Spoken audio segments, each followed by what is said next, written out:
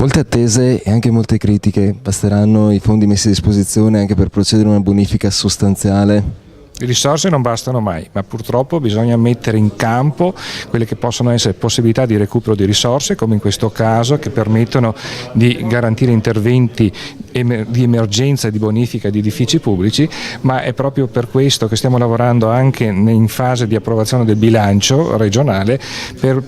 la possibilità di inserire nell'ambito appunto dei capitoli specifici un fondo di rotazione che permetta di anticipare certe risorse ai comuni e che ci permetta quindi anche di intervenire in maniera veloce su quelle che possono essere necessità di salute pubblica, perché è anche questo un aspetto importante di quello che è la bonifica da amianto di molti tetti e coperture di edifici in particolare pubblici che hanno bisogno di investimenti e quindi di interventi immediati.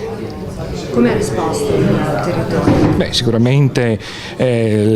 con maniera favorevole, vista le richieste che sono arrivate dai comuni. Certamente queste risorse sono una prima risposta, c'è la volontà appunto con questa mappatura generale, perché dobbiamo ricordare che ARPAV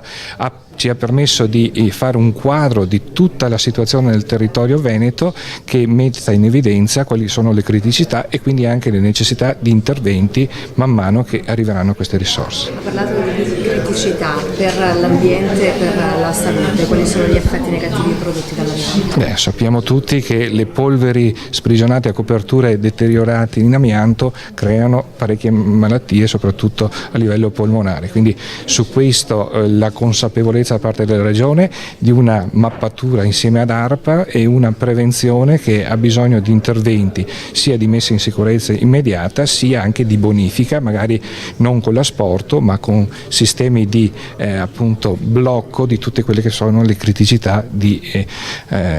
polveri nell'aria.